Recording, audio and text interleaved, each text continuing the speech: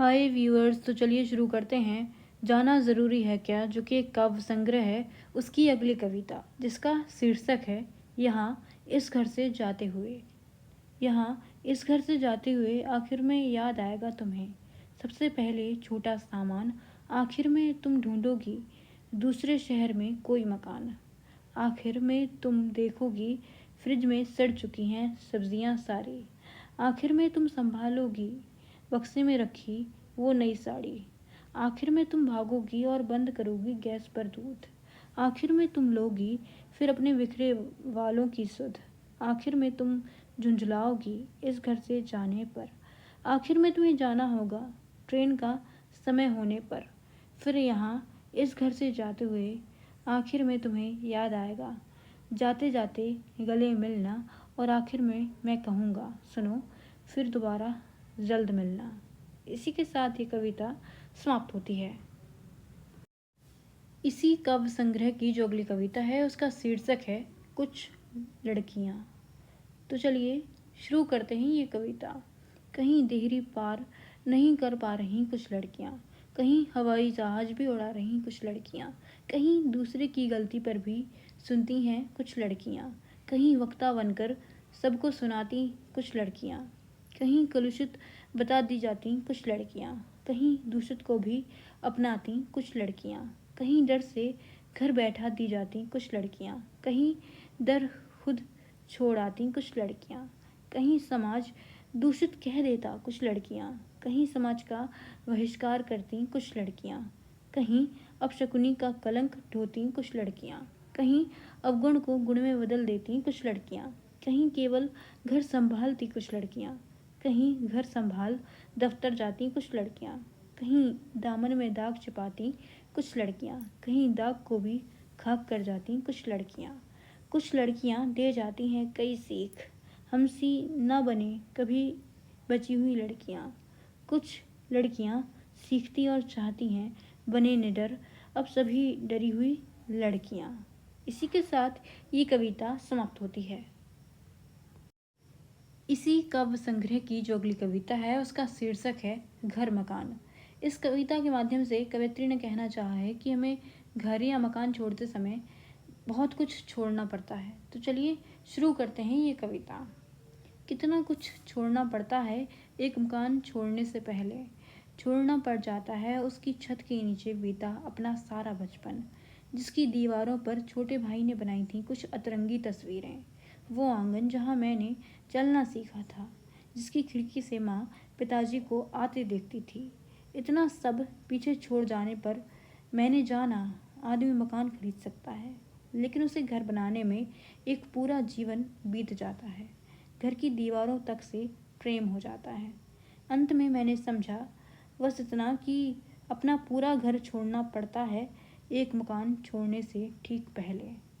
इसी के साथ ये कविता समाप्त होती है। इसी काव्य संग्रह की जो अगली कविता है उसका शीर्षक है बचपन, जो हमें बताती है कि सभी बच्चों का बचपन एक सा नहीं होता। तो चलिए शुरू करते हैं ये कविता। एक गुब्बारे खरीद रहा था, एक गुब्बारे बेच रहा था। कच्ची उम्र दोनों की लगभग बराबर सी थी। एक बचपन जी रहा था, एक बचपन बेच रहा था। इसी के साथ ये कविता समाप्त होती है। इसी काव्य संग्रह की जो अगली कविता है उसका शीर्षक है अवोध उम्र में बच्चे। तो चलिए शुरू करते हैं ये कविता।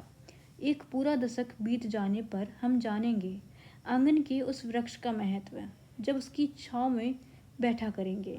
वैसे ही अबोध उम्र में माँ बाप पर चीखते बच्चे जानेंगे एक दशक बाद उनका महत्व, जब पाएंगे खुद को उनकी जगह पर। इसी के साथ ये कविता भी समाप्त होती है। इसी काव्य संग्रह की जो अगली कविता है उसका शीर्षक है माँ। तो चलिए शुरू करते हैं ये कविता। माँ ज़्यादा पढ़ लिख नहीं पाई, उसे नहीं पता गणित का फॉर्मूला कोई। माँ कभी नया शहर नहीं घूमी, ना ही उसे ज्ञान है भूगोल शास्त्र का। माँ कहीं बाहर काम पर नहीं जाती, ना ही आता है उन्हें ठीक ठीक हिसाब करना। पर इन चार दीवारों के बीच रहकर माँ ने ही सिखाया मुझे अपनी क्षमताओं से अधिक कार्य करने का फार्मूला। खुद घर में रहकर भी सिखाया मुझे स्वतंत्र होकर दुनिया देखना, और सिखाया हिसाब अपने दुखों का हाथ पकड़कर चलते हुए वास्तव में सुख खोजना। इसी के साथ ये कविता समाप्त होती है। इसी काव्य संग्रह की जो अगली कविता है उसका शीर्षक है कच्चा रास्ता। तो चलिए शुरू करते हैं ये कविता। अभागे हैं वे लोग जो गए थे कुछ दिन के लिए शहर, और फिर लौट ना पाए कभी उस जगह जहाँ छोड़ गए थे अपना बचपन।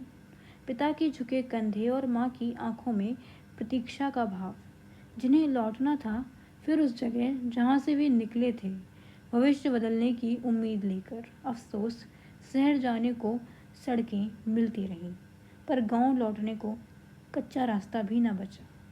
इसी के साथ ये कविता समाप्त होती है।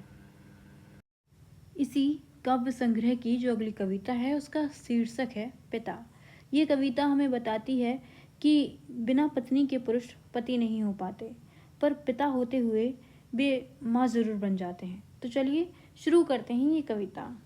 बेटी की आड़ी तिरछी चोटी भी बांध देते हैं, कभी उसके लिए जली रोटी भी बना देते हैं, कई बार कॉपी पर कवर भी चढ़ा देते हैं, स्कूल का होमवर्क भी करवा देते हैं।